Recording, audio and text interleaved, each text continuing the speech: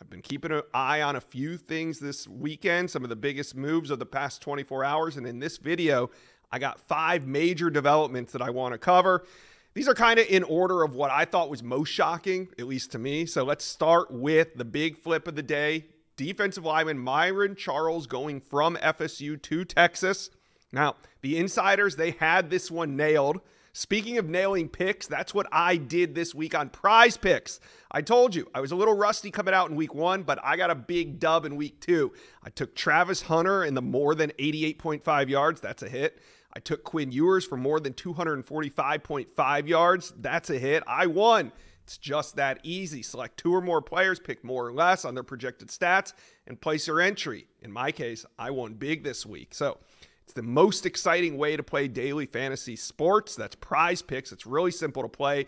I can make my picks and submit my entry in less than 60 seconds. Quick withdrawals, easy gameplay, and an enormous selection of players and stat types. That makes Prize Picks the #1 daily fantasy sports app. This week on Prize Picks, I got to think about my picks a little bit. And so you guys give me your picks. Let me know, comment section below. Drop me a winner or two.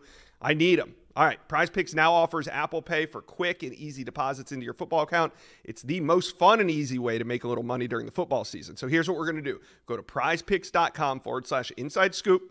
Use promo code Inside Scoop and receive a guaranteed $50 once you play $5 in lineups. That's prizepicks.com/Inside Scoop using promo code Inside Scoop.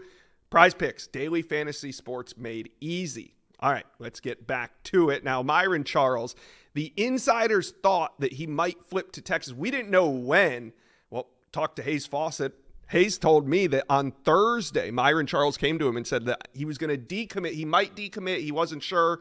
But in the end, it's a full-on flip to Texas. Now, Texas wasn't the only program that was chasing Myron Charles and trying to flip him to from FSU. The Gators were as well. I think that they were a little shocked that this went down when it did. I know Miami was hoping to get Myron Charles on campus. That didn't happen because it's only week 2 of the season. And Myron Charles makes it official. He flips to Texas and the Longhorns. They now have the #5 class in America. Remember, entering the month of August, they were sitting there around 14 or 15. So an incredible run. A hot August turns into maybe an even hotter September. We'll have to wait and see. All right. The next biggest development that I saw was linebacker Ty Jackson committing to USC on his official visit. Ty Jackson is On3's #1 linebacker. Now, the industry has him rated a little bit higher than On3, but for On3, he is our #1 linebacker in America. Now, he was expected. He had said multiple times that he intended to take his decision into December. So we thought there was a couple months left in Ty Jackson's recruitment. Well, we were wrong. We also thought this was a Southeast battle. I thought it was UF, FSU. I thought Miami was trying to get involved here, but Alabama was certainly involved as well.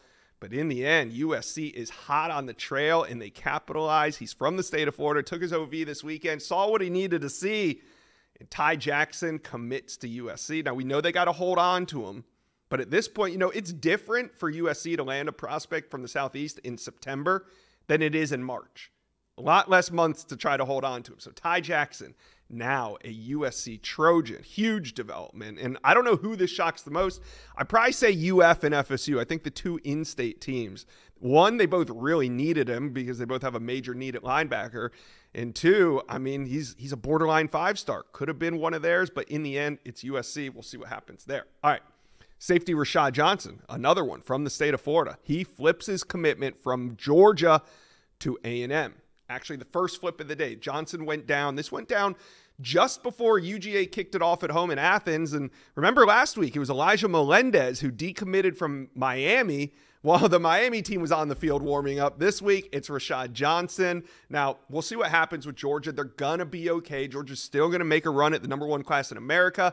Do they turn the heat up on Georgia Tech safety commitment, Rashid Dinkins?